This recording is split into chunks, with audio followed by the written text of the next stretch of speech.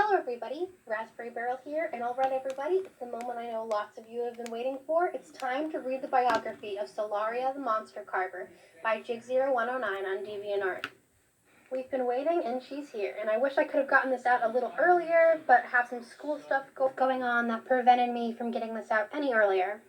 Please forgive me if I stutter, hesitate, or mispronounce anything, and for any noises in the background, and let's get right into it. I'm so excited. Solaria the Monster Carver. A castle stormed as a hero born, with might as strong as steel. Kneel the void before her, and the crushing force she wields. Solaria Butterfly, the Monster Carver. Born 6:29 a.m., died 6:81 a.m. Was Queen 6:47 a.m. through 6:81 a.m. Married to Dorian Fields. Children, Hesperia Butterfly.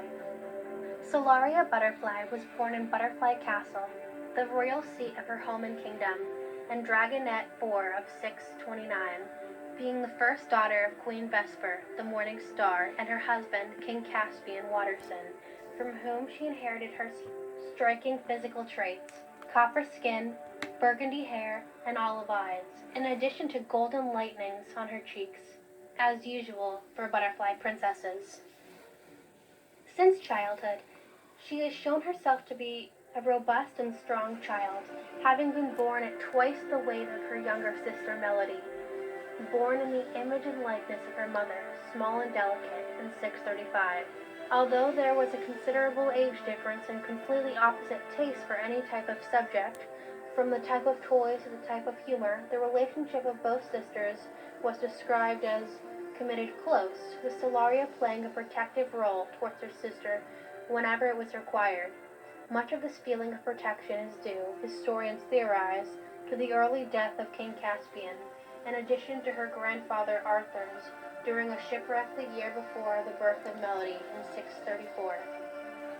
Solaria's relationship with her mother wasn't described as one of the closest, but neither was it considered distant or non-existent. The antagonistic personalities between mother and daughter caused several quarrels and divergences throughout the life of the queen and princess, mainly in relation to the conflicting ways of life, tastes, attitudes, opinions, behaviors, and more. For a long time, Solaria was much closer to Vesper's friend, Lady Hilda, than her own mother. At the age of 3, Solaria won her first wooden sword from her grandfather and launched herself ferociously into practice. Some people at court would come to claim that shortly after starting her fencing practice, Solaria would have killed in cold blood one of the castle's cats, a sign of the evil nature that would mark her life later. However, the veracity of such an achievement is not so well established, and may be just a rumor created to further tarnish her figure in the eyes of history. Solaria's training was in charge of Sir Eric McKnight, and was named a squire at the age of 8. At the age of 11, Solaria was already dismantling girls and boys 4 or 5 years older than she was in the battle, and forcing experienced humans at arms into submission in the castle courtyard, demonstrating her undoubted martial streak and combat ability. At the age of 12, Solaria was already capable of beating anointed knights in unique combat. From the tourney of 642, Solaria met Dorian Fields, son of Lord Aquitaine and squire of Dame Reginald McKnight. Dorian was a delicate boy and small for his age, and was found to be bullied by foreign squires, who mocked his way of dressing and speaking. Seeing this injustice, Solaria intervened in defense of the boy, taking down all 7 older squires with a wooden sword.